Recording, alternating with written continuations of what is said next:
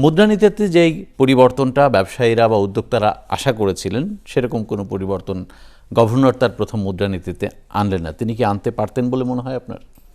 দেখেন, মুদ্রানীতির মূল বিষয়টা হচ্ছে সেন্ট্রাল ব্যাংক একটি অস্ত্রই ব্যবহার করতে পারে, সেটা মুদ্রানীতির মাধ্যমে সুদের হার দিয়ে সুদের হার হচ্ছে তাদের একমাত্র অস্ত্র মুদ্রানীতির। এখন আমাদের মধ্যে একটা মিসকনসেপশন থাকতে পারে যে মুদ্রানীতি হচ্ছে সর্বরোগহর মহৌষধ।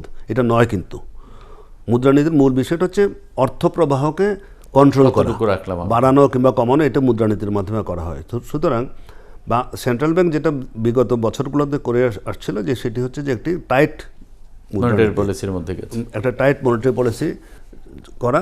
সেটার একটা মূল উদ্দেশ্য ছিল আমাদের মূল্যস্ফীতিকে নিয়ন্ত্রণে রাখা, এবং সেটা সেন্ট্রাল ব্যাংকের কাজ, মূল্যস্ফীতিকে নিয়ন্ত্রণে রাখা, অর্থপ্রবাহ বাড়িয়ে কিংবা কমিয়ে। এখন কথা হচ্ছে যে আমাদের একটু ভেবে দেখতে হবে যে এই যে ধ্রুপদী যে অস্ত্র, ধ্রুপদী যে তত্ত্ব অনুযায়ী যেটি হয় যে মূল্যস্ফীতি নিয়ন্ত্রণে আপনার যদি সুদের হার বেশি থাকে মূল্যস্ফীতি নিয়ন্ত্রণ হবে, বাজারে টাকার সরবরাহ কমবে। কিন্তু এই বিষয়টা আমাকে অন্যভাবে দেখতে হবে আপনাকে। সেটা হচ্ছে যে কোন ধরনের মূল্যস্ফীতি অর্থপ্রবাহ কমিয়ে নিয়ন্ত্রণ করা যায়। দুই ধরনের মূল্যস্ফীতি আছে, একটা হচ্ছে কস্ট পুশ ইনফ্লেশন বলে আমরা, আরেকটাকে বলে ডিমান্ড পুল ইনফ্লেশন। এখন কাছে কস্ট পুশ ইনফ্লেশন যদি হয় সেটা কিন্তু অর্থের প্রবাহ কিংবা সরবরাহ কমিয়ে দিয়ে নিয়ন্ত্রণ করা সম্ভব নয়। ধরেন আমি উদাহরণ হিসেবে যদি বলি, আমাদের দেশে 1 লাফে 30% টাকার ডিভ্যালুয়েশন হয়ে গেল ডলারের এগেনস্টে, 1 লাফে টাকার দাম বেড়ে গেল ডলারে, তখন আপনার ইম্পোর্টেড যে গুড, আপনি র মেটেরিয়ালস বলি, ফিনিশ প্রোডাক্ট বলি, তার 30% দাম বেড়ে গেল।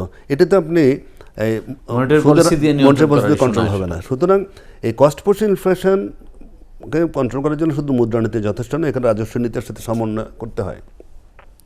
সেই জন্যই দ্বিতীয় কোনো রাস্তা আসলে ছিল না। কারণ কথা হচ্ছে যে এইটি করে অ্যাটলিস্ট হয়তো মূল্যস্ফীতিটাকে কোনোভাবে হয়তো খুব বেশি লাগামহীন করে দেওয়া হয়নি, কিন্তু সবচেয়ে বড় কথা কি, এটি যখন করার দরকার ছিল, আমি বলি 2020-21 সালে যখন পৃথিবীর বিভিন্ন দেশটা করছিল, আমাদের দেশ তখন সেটা শুধু করি নাই তো বটেই, এট দ্য সেম টাইম আমরা আমাদের সরকার প্রধানকে ব্যবসায়ী মহল বুঝিয়েছে যে ইন্টারেস্ট হাই বলে আমরা ব্যবসা করতে পারছি না, সুতরাং ইন্টারেস্ট রেটটাকে লাগাম টেনে ধরা উচিত। তখন কী করা হলো, একটা সম্পূর্ণ ভুল সিদ্ধান্ত নেওয়া হলো।